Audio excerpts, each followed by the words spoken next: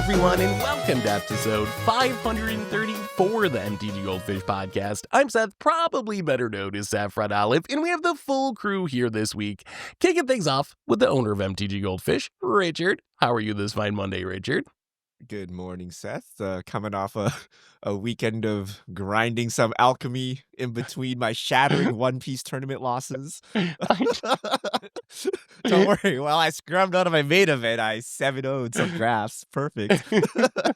I'm going to ask you about your Alchemy experience later, because I'm curious what Alchemy is actually like, but we'll get into that in a minute. We also got another co-host in Krim. Good morning, Krim. How's it going today? Morning. Pretty good. I mean, celebrated free comic book weekend. And then on top of that, so met some famous and iconic comic book artists, had them draw some sketches, meeting other Vietnamese artists in the comic scene, and also met David Mack and then watched Thunderbolts. So really nerdy weekend. And then, and then topped it off by catching up on Andor. So Star Wars as well. So today, we're going to be jumping around a little bit. We're going to start talking with regionals. We had some big standard news, a huge tournament this weekend with some interesting results. And then we want to talk a little bit about some card price stuff. A certain uncommon is kind of ridiculously expensive right now. We might talk some Black Lotus news, a Final Fantasy spoiler, and we got a bunch of fish mail. And of course, Richard's Alchemy experience. But before we get into that, a reminder that today's show is brought to you by Card Conduit. And Card Conduit's the easiest way to sell your Magic cards. If you ever get tired of the hassles of buy listing, you can skip them with Card Conduit. You can use their curated service and send in as many cards as you want with a buy list value of $1 or more and pay just a 5% service fee. And if you want to do a bit of work, you can use their sorted service where you list and sort your cards in advance and pay just a 2% fee.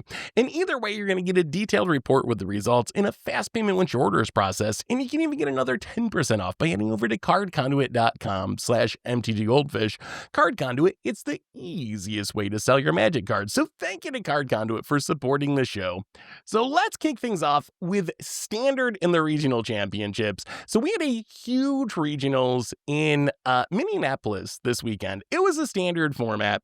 We have the complete deck list. Richard, what went down at this tournament? What showed up in the top 8? What won the event? All right. Out of left field, Krim channeled his Christmas wish early. Jeskai Control comes in featuring Ashiko. That's the 5-drop Jeskai Dragon that is Torrential Gear Hulk or whatever. Like it lets you cast a mana value 3 or less. 4 lightning helixes for Shiko to eat up. But that, and then a lot of blue. Jeskai Oculus, So Is blue. It Prowess, Azorius Omniscience, another Oculus, another Omniscience, another Prowess, another Omniscience. And that was pretty much the story of the weekend. It's really just like blue, red, blue, white, X. But Jeskai Control kind of came out of left field. I don't think people were really expecting that to come down. But yeah, No. we're in a firmly blue format, I think. There's like some, I guess, 2 domain decks in the top 16, but they're towards the end of it. And that's kind of pretty much it. Some random Dimir. Not a lot of bounce. Random Dimir. That's tier 1 Dimir, by the way. Put respect on its name, Richard. I mean, Dimir's not tier 1 anymore, is it? I feel like that's one of the decks that's definitely fallen off the most, alongside like Overlord Zur. Speaking of blue, I went through the top 32. There's like 3 decks that didn't have blue in it. This is like one of the bluest standards that I can remember in a long time. Yes, it is. Who doesn't like that? Why do you think that is, Krim and Richard? Like, what is like pushing every deck into being blue? Because it's not like it's all the same deck, right? Like, we have Is It Prowess, which was the most played deck at like 33% of the day 1 meta, so like a third of the players were on that deck. But Jeskai Oculus, Azorius Omniscience, of course the Jeskai Control deck that won, and then a little bit of like Esper Pixie in there as well. But why are so many decks in different archetypes in blue in this standard? Is it stock up? Is it really just a stock up is so busted that you play blue just for stock up? I mean, it's dig through time, right? Well, it's like weird. It's like this in between of dig through time. It's super divination. I don't know. It's absurdly good, right? And then on top of that, I mean, okay, I guess we were slightly wrong in that, dragons wouldn't get played, or Dragons of Tarkir or Tarkir Dragonstorm or whatever, because Meringue River Regent has been key in that control deck. Have you played that control deck at all? I'm very curious, Seth. Have you tried it? The Richard? Jeskai Yeah. control deck. I've played not that exact list, but I've messed around with a couple of similar lists. Yeah. It is comically good when you play the creature side, the River Regent. You bounce your Shiko back, and you play the free spell again. And the one thing that like makes Shiko absolutely nuts is that you just cast a non-land card with mana value 3 or less. So they blow up your temporary lockdown's back. I added Ghost Vacuum in just because the Ghost Vacuum tokens are not actually tokens. They're the actual card, but 1/1 copies. So River Regent bouncing 1/1 Shiko back to get normal Shiko is absurd. You just kind of keep the value train going. The only problem might just be that you kind of also lose to a Ghost Vacuum, but like other than that, I mean, the deck is really good value. Like it is so good and it grinds so well. But at the same time, blue is just a stock up. It's because of stock up this standard. I'm glad the Shiko's finally getting the love it deserves, because that was a card during spoiler season. To me, it looked like a really powerful card, and I don't think you guys were, or maybe it was Richard, that wasn't as high on it. It was kind of like, I don't know, is it enough? But I think it's definitely proving to be a super powerful effect. I know Richard wasn't high. I know in chat, my chat definitely lets me know this. And I quote Richard's thoughts on Corey Steelcutter lol podcast. Hey, I thought it was Bitter That's 'cause you guys Blossom, and tricked I me. still was You guys so made me far think off it was on that Bitter one. Blossom, not Embercleave. Yeah, no, that's probably my fault. Yeah, I compared it to Bitter Blossom, and that was a horrible comparison with how it played out. That's not entirely wrong, Seth.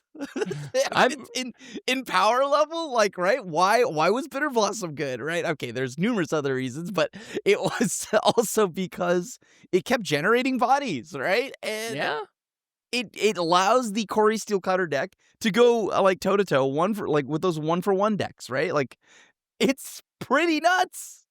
I just feel like the comparison doesn't do Corey Steelcutter justice. Like, it's just so much more powerful than Bitter Blossom is. Like, if anything, that comparison underrates how strong Corey Steelcutter is.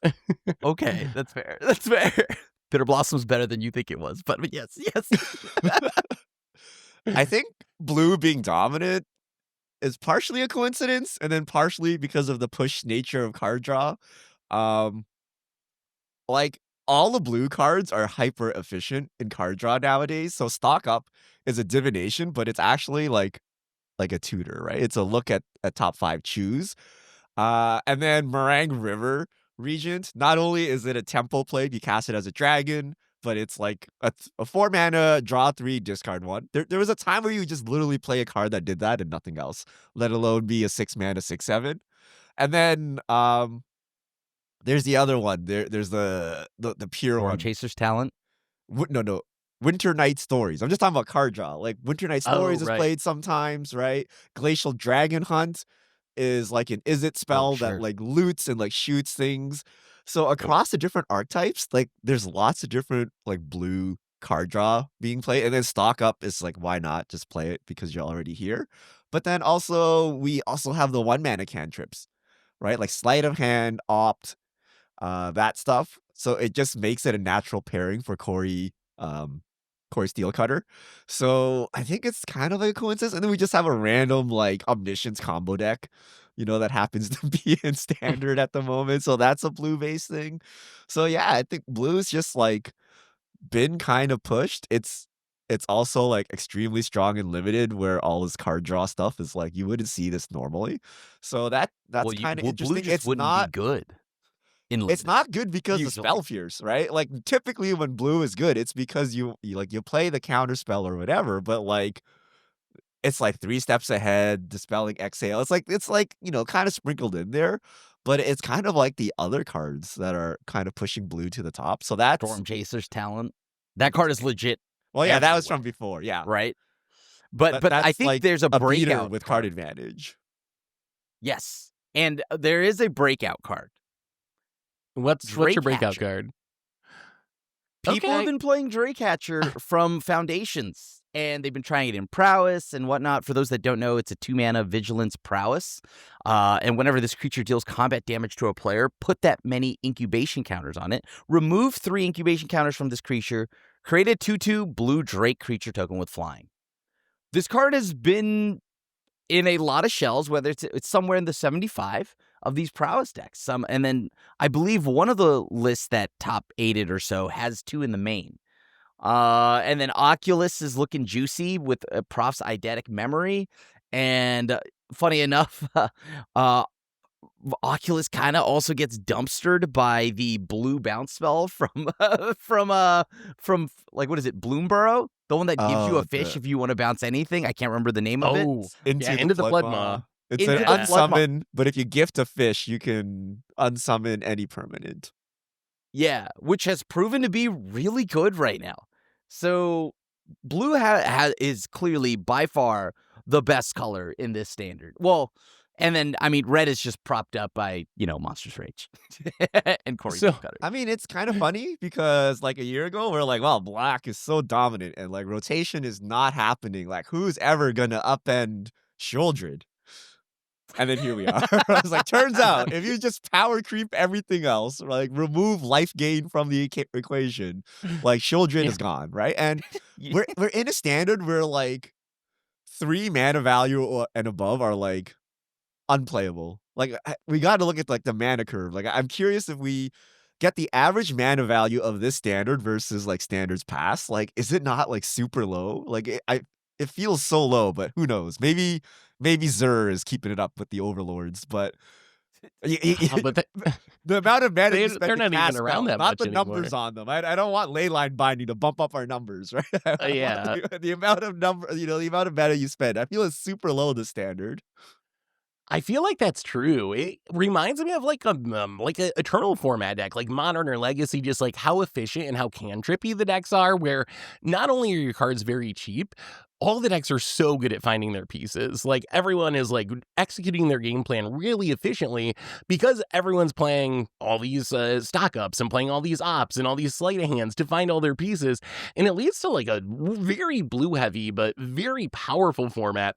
I'm curious what the big takeaway from this tournament should be. So on one hand, Jeskai Control won the tournament, but if you look through the top performing lists, I don't see any other Jeskai Controls on there. It's like, if you look at the win rates, Jeskai Control was actually like 48% or something. It wasn't that great, but it won the entire event.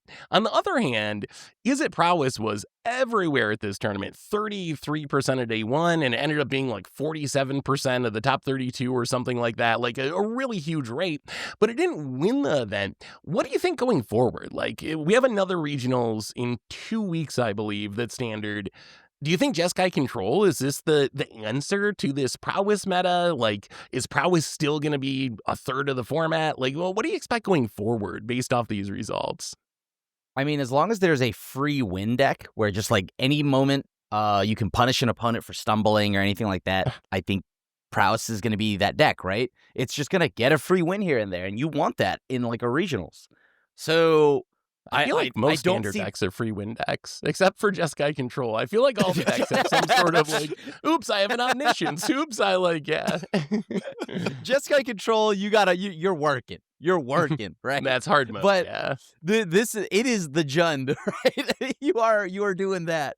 But I mean, I think of all the free win decks, right? It's got to be Prowess that actually just closes out. And I mean, boosted by Monstrous Rage, you have Slick Shot. I think the funny thing is how much we forgot about Slick Shot, right? Like until like Is It Prowess came back, that card was nuts when it came out. It just didn't have its time to shine because I think we went right into Bloomburrow. So and then the mice came out, and it didn't really work Yeah. with the mice synergies. So yeah, it did, yeah, because it's obviously a powerful card. It's definitely back now, though. Yeah. High What do you- noon. That's what you gotta do. You gotta run a lot of high noon, man. But I mean, Prowess, I think, is the easy deck. I wouldn't prepare for the control meta. I think it's shown to be Yeah. viable, but like, do you really want to play control in regionals? Like, I highly doubt it. Only Crim would do such a thing, right? So even if it is best deck in format, like most people are not gonna play it. But I think the numbers show us that it's not actually the best deck in format. Like It's prowess, got like what, I 48% win rate, right? that's what someone winning the whole thing too, which like it's like a low play rate. Someone actually wins the tournament with it, and then the win rate is still so low with it. Like, but I don't know. I guess like if you're just waiting to play control, here's your time, right? But I think prowess is the deck we're going to talk about going forward, right? Like we knew it was good, or I don't know, we theorized it was good, and then this weekend showed us that it's actually top dog. So much that bounce is gone, because a Yeah. couple of weeks ago we're talking about bounce this, bounce that. Demir versus Esper. Bounce is just cratered off the face of the earth because I don't know, you bounce the Swift Sphere, it comes it comes right back and it kills you, Well, right? Well, the bounce decks are really, really good at dealing with like you playing a threat a turn. They're so good at that, right? They just keep picking up their removal spell and they kill your thing and you sack your thing and they do it again. But Corey Sealcutter just invalidates that plan all by itself because that just makes a body every turn. So it just gets around your plan of like infinitely looping removal. So I think Corey Sealcutter pretty much by itself killed the pixie decks and the self bounce decks. Maybe they make a comeback at some point, but for now I would not want to be playing those decks. What do you think the answer is to prowess then? Like, you mentioned High Noon. It feels like if you look at this tournament, the go-to is really Temporary Lockdown. You see the Jeskai control deck that won, playing 4 Temporary Lockdowns in the main deck. And on coverage, they talked a lot about how it felt like the goal of this tournament was to find the best Temporary Lockdown deck. So maybe that's the pathway forward is like, how can I build the best possible Temporary Lockdown deck to deal with the Corey Steelcutter plan? I mean, the problem is I feel like they're the lockdowns and the high noons, those are so fragile against prowess because easily you just bring in into the flood maw. One Oh, yeah. mana spell, by the way. Yeah. You are you hope that they stumble long enough, but I don't know. I mean, it kind of feels rough, and maybe we're getting to the point where artifact hate is just main deckable, right? I mean, I think that's very true. Right now, like I think Loran and things like that both artifact and enchantment are very important. Yeah, High Noon sucks. I mean, I've played the prowess deck a lot. I mean, it doesn't suck, but like it doesn't win because when you High Noon, I plot all my slick shots, and then I wait for you to tap out or do some turn where you're low, and then I Flood Mob with Spell Pierce back up, untap, and like one shot you. Like it's not like I don't even waste my turns, right? Because I'm just like plotting stuff or like throwing down Corey Steel Cutters for the inevitable, kill turn. So High Noon doesn't seem like it's kind of like dredge or something, right? Like one piece is not enough. You need like 3 pieces. You need 3 hate Yeah. pieces and a clock to get it done. My guess is so I play this on best of one. I lose a lot. And it's other degenerate, like even faster decks, like think like mice, think like just weird decks that kind of go all in and like you think you're cool, like tapping out for a slick shot show off or something, and then you just like get 20 to the face the next turn. So we could get even like sketchier like kills. I think like all in like this deck is kind of resilient, but if you just go all in fragile kills, like you can get it done. So like, what are the belchers of the format? Like maybe those Yeah. rise up, but I don't know how you win a regionals Omniscience. playing one of those That decks, right? Like it's so hard to do it round after round. I feel like I omniscience. I feel like Omniscience is like kind of there, right? You have a turn 4 win. In the Corey Steelcutter decks, they are a turn or two slower than the Mice decks used to be because, well, turn 3 are usually first time you're triggering Corey Steelcutter. Turn 4, turn 5 is maybe where you can win. So I feel like Omniscience might be one of the answers to that, but there's got to be some other options out there as well, like other things that are even faster. Although, I don't know if I'm excited about that. If the answer is like, we have too many turn 4 kills, so we need to get some more turn 3 kills in standard to beat the turn 4 kills. I don't know if that's the Like the healthiest direction for the meta to go. the problem is Steel Cutter and Stock Up and Storm Chaser's talent lets you play the long game. You know what I mean? Like Yeah. if you want to play it slow, you can play it slow, right? So even if you're under like 2 stacks pieces, you can get out of it. So it's got to be a fast deck that like puts the pressure on the prowess deck, like as opposed to control. Even though control did a good job, right? But I feel like if you give this deck time, it can go like card for card with you, right? Like that's what makes the deck so strong. So uh Yeah. it's interesting, but Corey Steelcutter, heck of Corey a card. Steelcutter quite Quite a card. And I mean, we're seeing that in really every format, even back to Modern at least. We're seeing Corey Steelcutter just be everywhere. I was actually researching it for a video, and I came across an old article talking about Modern back in like 2015, 2016, where Wizards was talking about how they viewed Modern as a turn 4 format. And their goal was, decks wouldn't win before turn 4, else they'd ban them or whatever. And that got me thinking, how many of the decks from current Standard would have been banned out of like 2015 Modern? And I feel like a lot, like the Omniscience deck, the Mouse deck, the Corey Steel, these are decks that are like just normal tier Standard decks now that would probably be like above the par for Modern 10 years ago. It's just wild how far we've come. Is it time to drag Tarmogoyf out of the dungeon for the meme set? Do we need to see Is It Prowess destroy 2015 Jund? Is that what you're suggesting? I don't even know if it'd be fun to watch. I just leave my boy alone at that point. Yeah, he's a respectable 2-mana 4/5. Yeah, decks. All these decks are so fast, right? They got to be better than the old Modern decks, no? I think they are. I think it really is. I would not be surprised. That would be an interesting like tournament to do. Maybe we got to try to do that somehow and just play get a bracket of old Modern decks versus current Standard decks and see what happens. Because I think it would be at least very Boggles close. versus I guess Boggles has lifelink. Maybe they can get it done. Yeah, Boggles might. Some of the combo decks would probably still be okay. I think the combo decks would have a shot, but the fair decks, no way. Poor John. Splitter Twin. We can do it. I think Splitter Twin would lose. Splitter Twin would lose. Splitter Twin might actually be able to do it though, because it can control a bit. But I think John maybe hands down loses. Even give it Deathrite Shaman, I still think it has no chance. Yeah. It's like Thoughtseize, take your 1-mana spell. Okay, lost 2 life. That's great. Are you saying this is a Thoughtseize friendly format where even if you play Thoughtseize? Okay. Would Thoughtseize even be good? Would you play Thoughtseize in the Standard? No. Would you go? I actually would. That's -2 life, -1. I don't know if I want to take 2. You're to take a cantrip or something. Yeah. I don't know if it'd be worth it. Yeah, your best bet is take the stock up, right? Like that'd be your best bet, but it doesn't seem good. Yeah. I mean, it sounds crazy. I don't think Thoughtseize is bad, but yeah, I don't know if it'd be that good in this format. Speaking of Standard, the other thing that stuck out to me is about stock up in specific. I don't know if you guys realize this, but over the last few weeks, it has really been jumping in price. When it was first printed, it was like every other uncommon. It was like 25 cents. And then back in March, it went up to like $3, and then it just keeps going up and up. It is currently $13. It is more expensive than any rare and Ether Drift. What is going on with the price of this card? Why is this uncommon so ridiculously expensive? This is like almost unprecedented, right? Can you think of any other uncommon that was currently in print? So I know the Sensei's Divining Top from 20 years ago or whatever is different, but an in-print uncommon that's that expensive, I can't think of one. That was that price? Yeah, during its time. White was in Standard. I mean, do you remember another uncommon that was anywhere near there?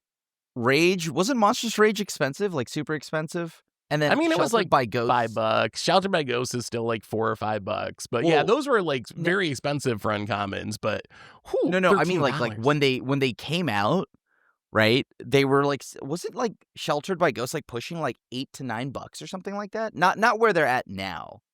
Okay, I'll have to look at Sheltered by Ghosts and see. At its peak, it was around $7. So that is still, that's still incredibly expensive for an uncommon.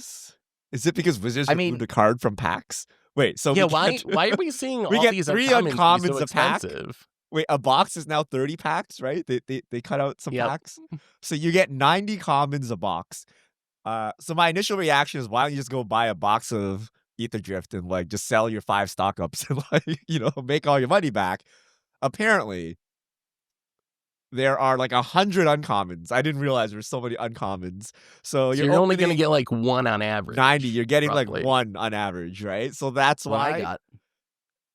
It's so bad. I don't know, man. I play One Piece. You open a box or 2. You have a play set of all the crap, so not the SRs. Yeah. But Richard, you're not counting the starter decks, are you? Where you're paying $50 for an uncommon. No. That no longer happens though, Krim. But like, what I mean Oh, is like okay, you okay. expect to get a playset of commons and uncommons, and I think like something like 2 boxes will get you like a playset of rares as well. So it's like mind blowing to me that an uncommon is hard to get like this. Like, and the value of Ether Drift is bad. So the uncommon is eating up a lot of the value as well, because every other uncommon is like free, right? Like, Yeah. 25 cents or whatever.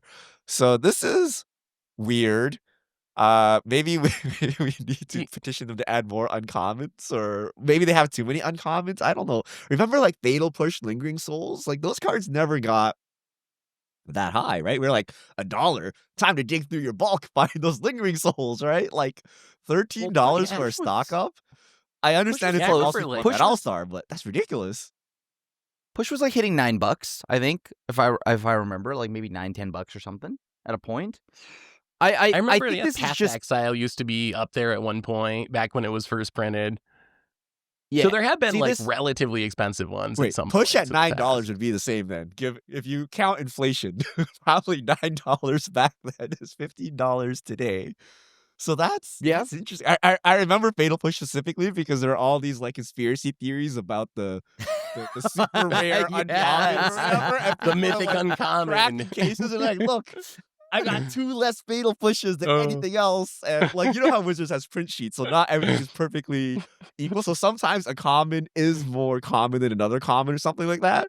So people are really digging into it, and is that what's happening with stock up? Do we I need mean, investigative of journalism or something to figure out if Yeah. Wizards has made a mythic uncommon here? Like, this is ridiculous. you don't really have to investigate that hard. I mean, think about it. Ether Drift, how many we kind of call this early on, right? A lot of people won't open the set. They'll just buy the singles they want, and because of that, there's going to be a severe shortage of uncommons and things like that. So, this is just us like this is just proof right here that like not enough like Ether Drift is open. And it is like, if you look at the top 8 from the tournament this weekend, I think there were 25 out of 32 possible copies in the top 8. So it is seeing play at an incredibly high rate, stock up in specific. What do you think about just uncommons in general? That's the other thing I was thinking of.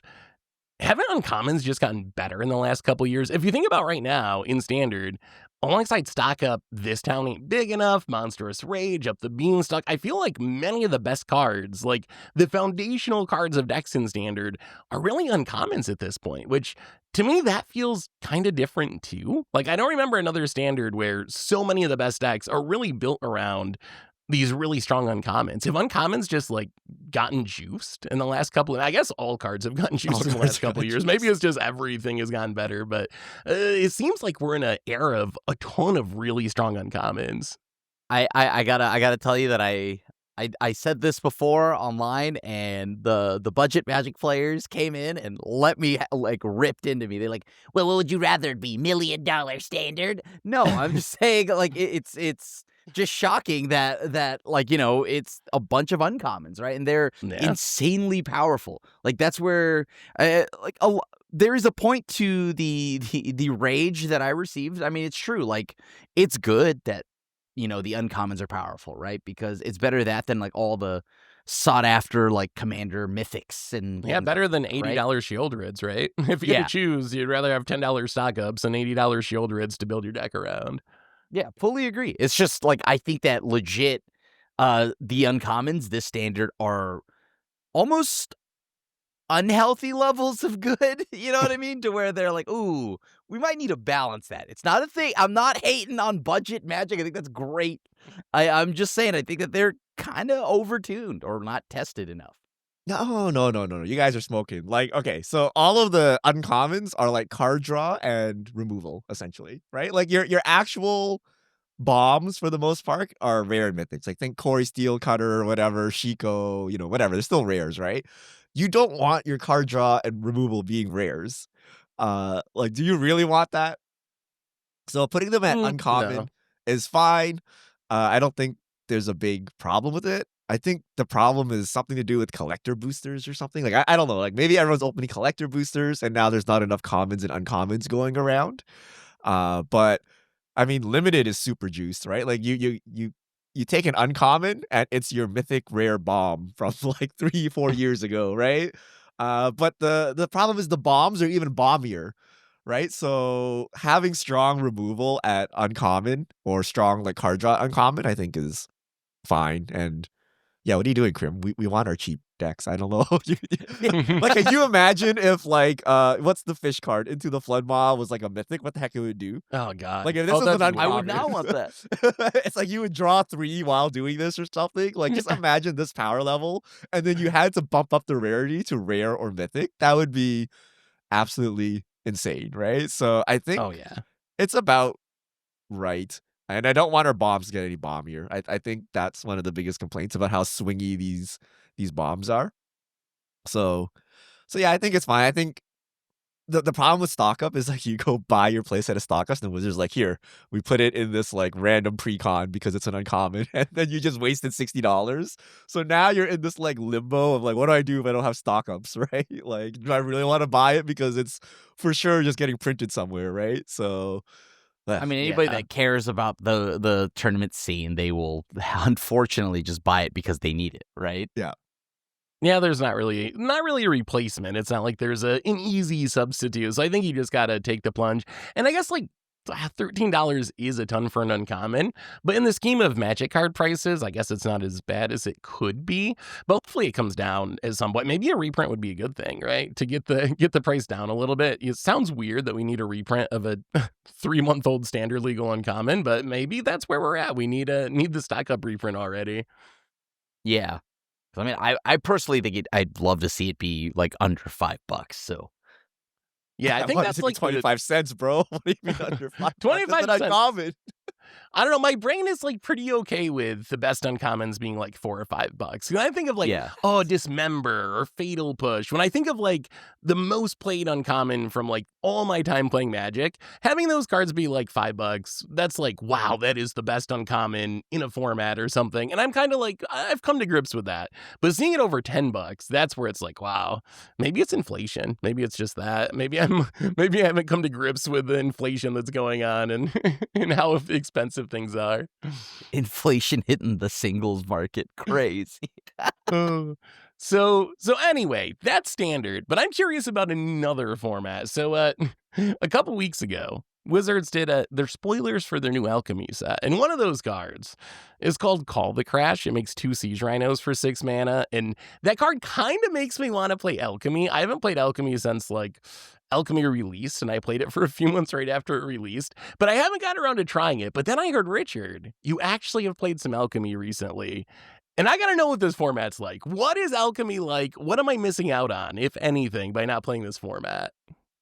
All right, we're gonna lose our audience here because I've become an alchemy coper. Okay, You're an alchemist. and all week I've been figuring out like, why do we hate alchemy so? You know, when you hate something for so long, you forget the original reason. You don't even know like, why. Yeah, like so when Magic players hear alchemy, everyone's just repulsed. It's like, but like why really, right? Because, so I've been playing a lot of limited, right? And you know, I made it to Diamond or whatever, and I was done with the format. I was like, I'm done playing limited. Like this format sucks. I don't want to play it anymore. But I'm like, I'm already Diamond. You know, I just gotta get to Mythic. Bad move, okay? So I grinded my way into Mythic, right? And then I was so done with Dragonstorm now, right? I'm like, I don't want to see another Dragonstorm card. And then Alchemy Draft happened. I'm like, oh, there's a new draft format, right? It's Alchemy Draft, and then I can collect Alchemy cards to build my Alchemy deck, right? I don't want to pay wild cards for this. So then, even though I was like literally done with Dragonstorm Draft, I played Alchemy, and I had a blast. It is so broken, right? Same with Standard. I was playing Is It Prowess? I was playing Corey Steelcutter, Slick Shot Show Off. You know, after like 10, 20 games, I'm like, okay, it's the same stuff, right? It's the same stuff. I don't want to see this anymore. So I built Alchemy Otters. So it's the same deck, except you like juice up the commons and uncommons. So like there's like a shock that increases. So it starts as like 3 damage. It goes to 4 damage for the second one you cast, 5 damage. And it combos with the card draw spell. It's a 2 mana draw card. But as your intensity increases, you get more, right? So then in the late game, it becomes 2 mana draw 4. It's like playing standard cross vintage, right? So the prowess deck is just nuts, right? And then there's like an equipment that's like a 1-man equipment. You equip it, it attacks, you conjure a 1-mana cantrip. So you get like a brainstorm or an opt or something. It's like crazy, right?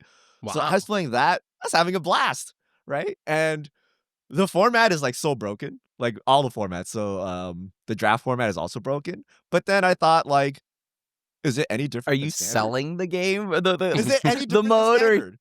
Right? Like if I Yeah. play standard, someone drops it up the beanstalk. I'm like, wow, nice balanced card, opponent. Right? They drop a Corey Steel Cutter, nice balanced card. It's the same thing with Alchemy, except you got rotation, right? You're getting like a new meta game because it's like different from the standard meta game, and you get these cool mechanics. You get like the seek and the conjure and the double team or team up, whatever it's called, where you get a second copy of that card.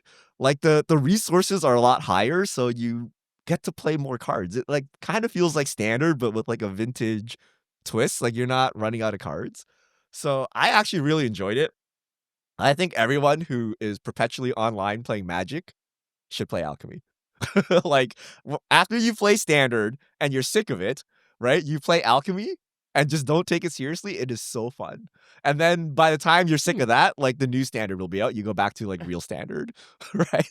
And then you just keep doing the thing, right? And I think it works. I think the I two biggest complaints against Alchemy are it's not real cards, but with arachnid humanoid around the corner, right? Like Arena doesn't have real cards, right? Like Universes Beyond, if you yeah. consider them not What real even is a cards, real Magic card yeah, anymore? like you're this idea is gone.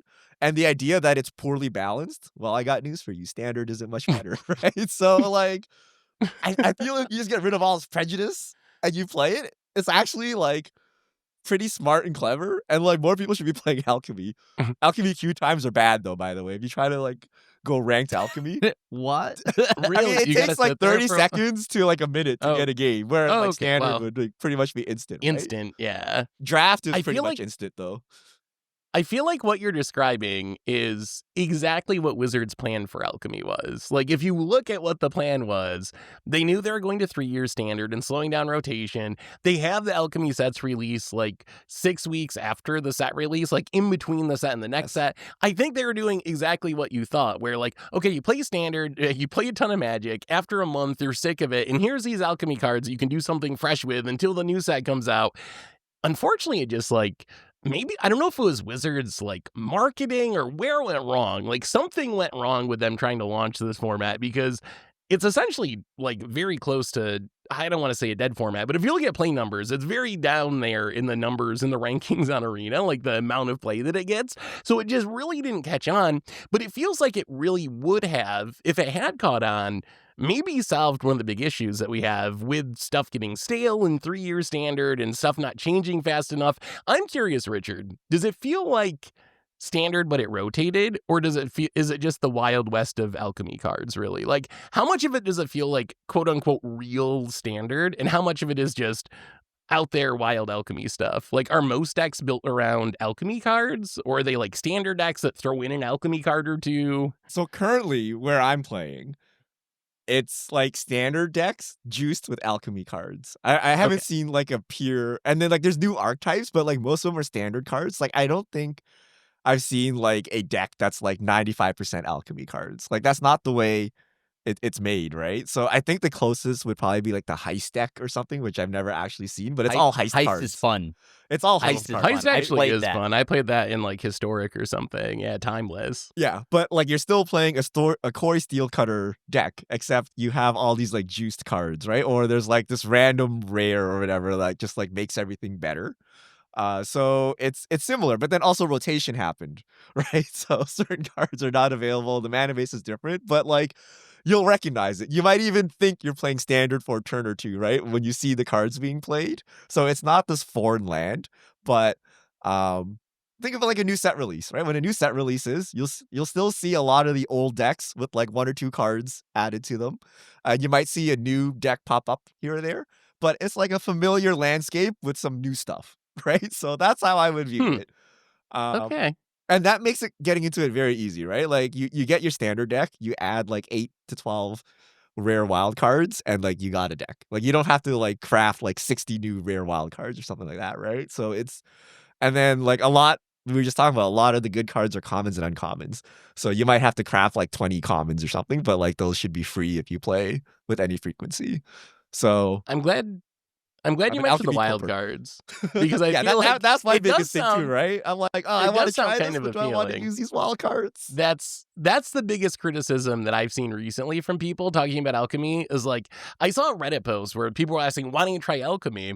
And that was the biggest response from people was like, I'm not opposed to trying Alchemy, but I just don't want to invest my wild cards in another format. And this is kind of like a fringe format that I can't play in paper. It's not like I can practice for an FNM or go for a tournament. So I think that's the biggest sticking point for a lot of people is like, if it was super cheap, I think more people might just try it for, fun once in a while. But it's hard to like invest your finite resources into a format that maybe you won't stick with or whatever and isn't considered a real format. So I wish there was a way to make it a little bit cheaper, but I guess that's not appealing to Wizards, but that might get more people into it. What about you, Krim? Have you tried Alchemy since like it launched 2-3 years ago when everyone tried it? The heist deck is the last thing I played when that came out, and that was really fun. But at the same time, it was a lot of just like what Richard had mentioned and what you had mentioned. Queue times are super low, or it takes so long. The queue times are absurdly high, and on top of that, like I don't know. I mean, it's hard to stay locked in if I know I can't play this anywhere else. You know what I mean? Yeah. How So often do that's you kind of play my paper problem. Magic though? Like that, like I think this was a real criticism pre-COVID, like back in the day where Sure. you're like, oh, I'm gonna go play like my paper FNM, but most people don't play in paper. Like if you're trying to like grind for regionals or something, yeah, this doesn't make any sense to you. But if you're just playing online casually, what does it matter that it's not a real format? And by the way, there was some event this weekend for like play-in qualifiers or some random, I don't know what it is, right? But like, something that gets you to the higher level arena events. Do you know what format it was? Was It it was Was it Alchemy? Alchemy? It was Alchemy to my shock Interesting. because I got like the free tokens for hitting Mythic or whatever for limited. So I'm like, yeah, I'll go play this. Got rinsed, by the way. One win with my zero alchemy practice and zero metagame knowledge, right? But it was an alchemy event, right? So alchemy is somewhat relevant to arena Okay. somehow, right? So even if you're a Interesting. competitive player, maybe it's even worth looking into. I don't know. I think it's definitely a state of mind kind of thing, right? Like I'm Yeah. sure that I could probably play, but it's like it's the same reason why I don't play CDH that much, right? Like I'll play it every now and then, but it's just for the fact that like, hey, when I'm playing this, if I want to be optimal and be relatively competitive minded, I'm just gonna want to put that time into playing more standard, like normal standard.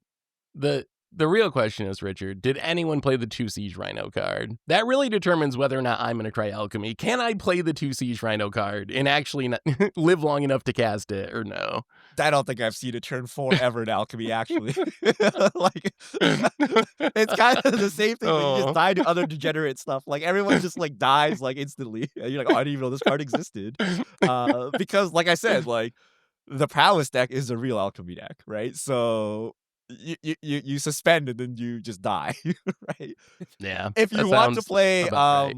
limited is hilarious. That alchemy that card is a bomb. The first time I played against that, I thought it summoned 2 skirmish rhinos, right? But I'm like, Oh wait a no, you minute. get the real I Siege just insta Rhino. died to the 2 lightning helixes, right? How But does it's draft funny. work? Do they It's the like same. throw? Well, but do you get like one alchemy card for pack or the whole packs, all alchemy cards? Like, what is alchemy draft? What are the packs like It's in alchemy sprinkled in draft? there, I think. Okay, it's But just some it's amount not the whole sprinkled pack. in. So definitely you get the old cards, but there are some so if you want to learn how to beat alchemy draft, I got you. There's a 2 mana uncommon white enchantment that gives all your the first creature you cast each turn mobilize 2, and then attacking Oh. tokens get +1/+0, right? I have never seen anyone cast on turn 2 and lose, right? So like aggro, I think really outdoes soup now. But That just yeah. sounds like an absurd card on its face, just the way you read that. I can't believe that's so a real I thing. sent you guys a screenshot I mean, I guess of it's this, kind right? of But not. that was an uncommon. The rare is Its power and toughness, it's a 3-drop. Its power and toughness are equal to the number of creatures you have. Okay? And Okay. then all tokens you make are copies of this card.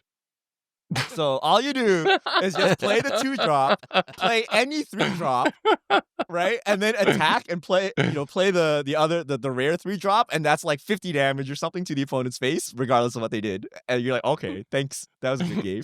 And like the absurdity of it like makes it like hilarious, right? And you're like, good job, soup decks. But yeah. Like Isn't that what made Hearthstone enjoyable, right? The absurdity of it. It's why, like Yeah. Hearthstone was fun, and like I'm sad. I think Alchemy could have been something more, but yeah, like Seth had mentioned, I think they should drop the ball on like pushing it and how they would release it. yeah, I think I might now's still the time. try it sometime though. I feel like there's some. I've never felt any urge to play it since like Yeah. the initial rush right after I tried it and it first came out. But since the last couple of years, I haven't really felt the need to play it. But now I'm like, at least a little bit intrigued. Not that it'd ever be like my primary format or whatever, but just like to give it a shot and see what it's like for something different. You So know what? It's the I death might, of modern. I might do right? it. So traditionally, when you're sick of standard, you're like, I'm gonna play modern, right? Yeah, I'm like, that is I'm not exactly touching it. modern, right? So alchemy, alchemy is my new BFF, right? Oh, Judge's Tower. We just got to put together a Judge's Tower. Yo, that's there's their an format. online client for Judge's Tower. I'm all here. All right, so in sadder news, we got Final Fantasy spoilers coming up starting this weekend. We'll get a look at the set. But Mark Rosewater announced no Mark Rosewater teaser for Final Fantasy. I don't know, he's done these teasers going back to like the Duelist magazine or something back in the 90s. He's been doing this forever, but he can't do it because of extra complications. I'm curious, why would you not be able to do this? People have been speculating it must be something to do with the rules of the Final Fantasy company or like marketing. Does anything make sense there? Why Mark Rosewater wouldn't be able to do his traditional teaser for this set? It probably needs to No. be approved by Square Enix. Yeah. right? And then the timing of it doesn't work. I don't know. It doesn't seem to make any sense. Or this is his silent protest. I don't know. Yeah. Beats me, right? Oh, it is a little sad because I always look forward to it, but it should be back. It should be back for future sets by the sounds. It'll be interesting to see if this is just a Final Fantasy thing or if it comes up with other universes beyond sets. I know from like talking to some WotC people in the past, and it made it sound like it really varied a lot based on the IP holder, what happened with universes beyond sets, that some IP holders are just like, do whatever you want, we don't care. And others like have a lot of control over things. And I think the Final Fantasy team is one that really, from what I've heard about them, they really keep a pretty close eye on their IP, right? And they like to be very active with it. So I imagine maybe that's part of it. Anyway, let's answer some fish mail. We have a few good fish mail questions this week. Richard, why don't you take it away? All right. If you have questions, send them to @MTGGoldfish with the hashtag MTGFishmail. Get to your questions on air. Flashpoint 3373. What do you use for card storage at home? I'm currently using cardboard boxes and I'm hoping to upgrade to something more flood proof. Trying to find a plastic version of a card catalog, but haven't found one. So Flood proof. I have my Yeah, cards flood literally proof? on the floor.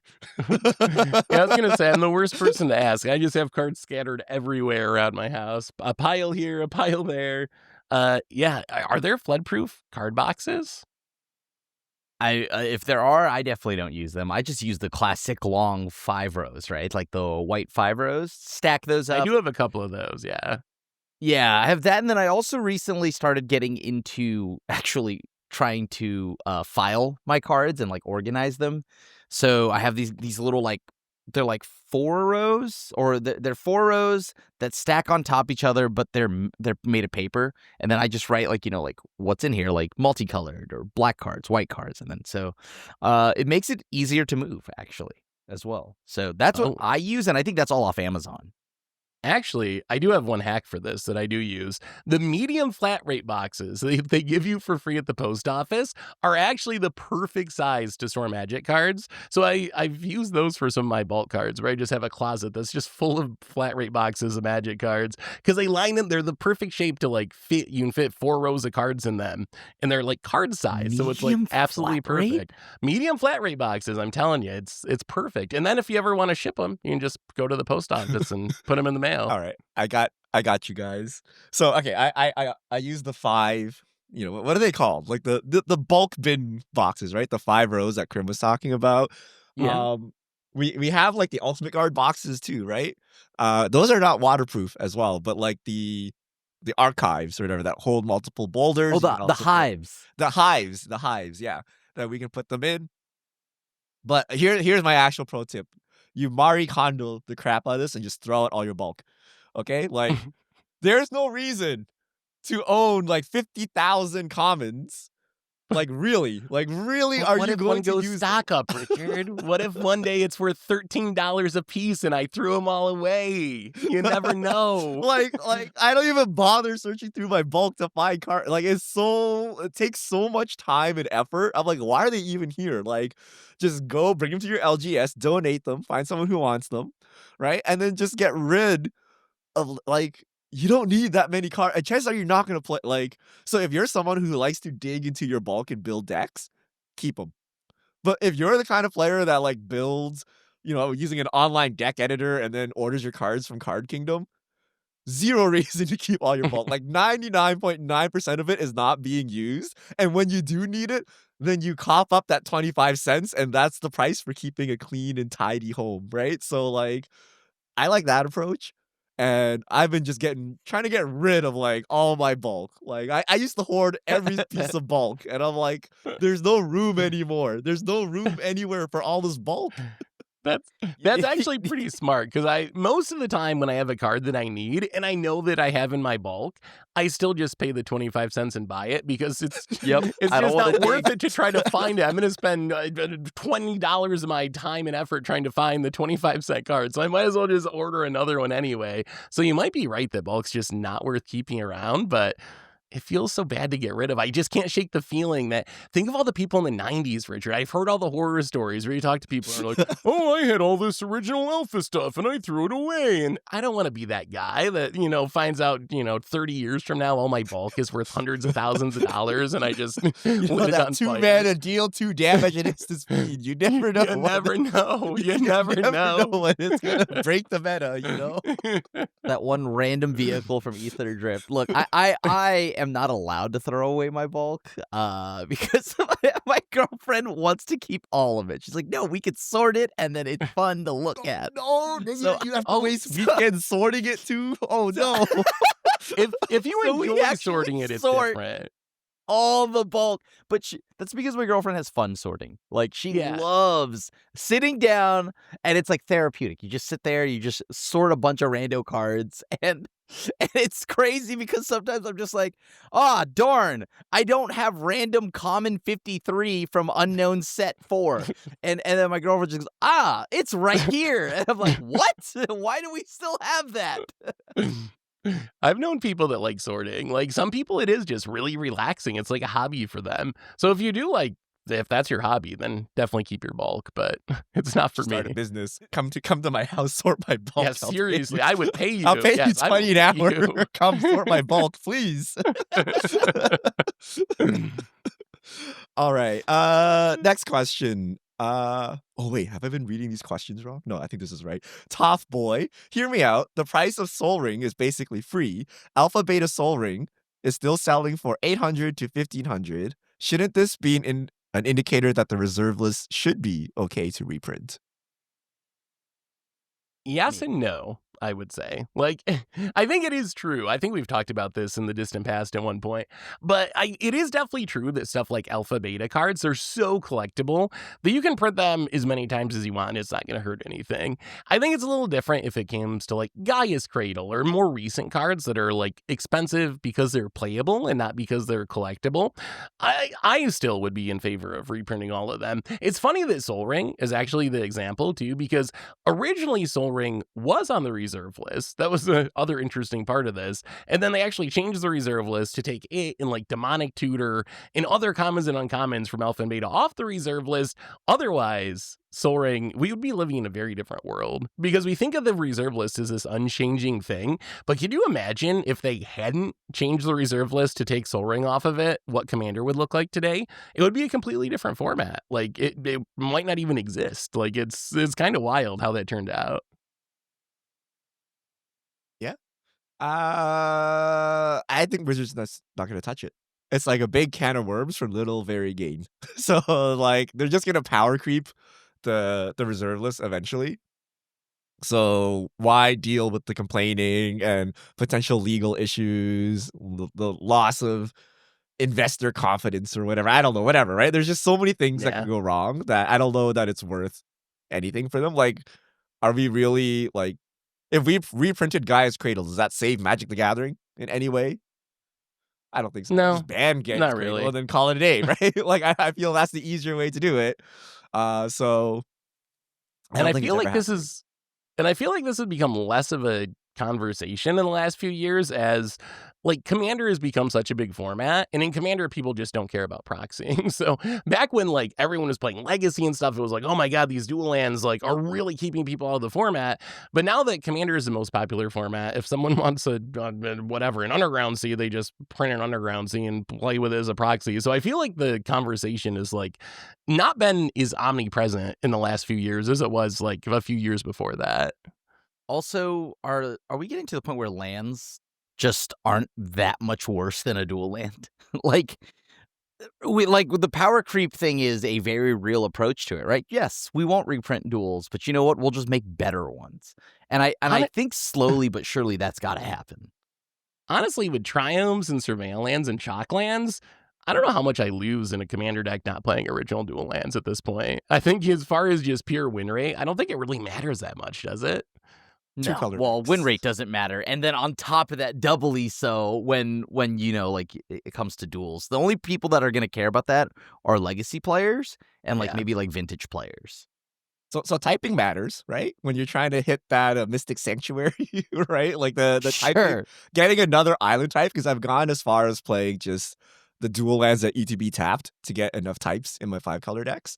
But you know, I've gone on record as saying on the podcast, I sometimes cut shocks, right? Like, you know, I'm going to keep the Surveil utility lands and MDFCs and bounce lands or whatever. And the shocks are what goes. So there's a world where you just don't even need the duels. You know what I mean? Like the other stuff is strong enough that it's not worth it. And we're slowly getting there. So I think it won't be relevant for the majority of Commander decks, but sometimes it's relevant. Sometimes you really do want, you know, to hit triple islands into triple planes to make all your stupid non-basics work, right? So, last question from Corel. Do you think WotC will ever reprint Secret Lair bonus cards? As far as I know, they're not advertised as being time-limited exclusives like the rest of the Secret Lairs. So in theory, WotC could just view them as a way to create reprint equity from Secret Lairs. I can't. Like, I think that's going to be a little bit more difficult, right? Depends on it's got to be a Secret Lair to like Secret Lair like situation, because how does that work with like reprinting Mr. Krabs on Smothering Tide, right? Like licensing wise, can they do that again? Can they, you know, like I feel like there's a Lair. Here's Miku Snapcaster and Mr. Krabs Smothering Tide. I wish. At $500 for your drop. Right? Yeah, like, they could do it. The universe's beyond stuff, I guess, might complicate it. I'm sure they could figure out a way to do licensing for it, but that would potentially complicate universes beyond sets. I don't think it matters though, because I just don't think they would do it. I think people would just freak out too much. Like, you can't give people these super expensive, like, exclusive cards and then just reprint them all, right? Wouldn't that kind of defeat the whole purpose of Secret Lairs? Like, yes, maybe they didn't specifically advertise the bonus cards as being exclusives, but Wouldn't you just assume they're exclusives like the rest of the Secret Lair drops and they wouldn't be reprinted? That would be my assumption if I was buying a Secret Lair drop. I would feel like it would feel like a gotcha, is if you buy the Miku Secret Lair drop and you get the Snapcaster, and then Wizards like, haha, we didn't say we wouldn't reprint the Snapcaster because that's a bonus card, and now we reprint it and it's worth $5 or something. Like, I can't imagine they'd promo actually do LS it. Norn enjoyers, raise your hands. So once upon a time, Wizards released a Judge promo LS Norn in Phyrexian. It was the rage. I forgot, it was like $700 or something. It was expensive. Yep. Yeah. So flavorful, so crazy, LS Norn. And then they just randomly reprinted it in March of the Machine or something. No, it was Secret Lair. Secret Lair. I don't know, but they just reprinted it, and I was like, what the heck? Because I was under the impression of Seth, like, this is a special card. You would never reprint it. That's what's keeping its value. You can reprint Elish Norn however many times you want, but you can't reuse this treatment. And they did it. So I think anything's on the table for WotC. I think most of us would assume they don't, but they did it already. Richard, what's the price how much drop? do you think that card is now? The Judge promo? Yeah, the Judge promo. 60. $50. No, it still got some value. It's $91. Oh, that But doesn't do you help. want to know what took its place? What took its place? It's the secret rare Elish Norn Grand Cenobite rainbow foil from the one that's got like the Western look to it. That one's like $550. Wow. I mean, this is funny, but I think Wizards should make a reserve list for special treatments.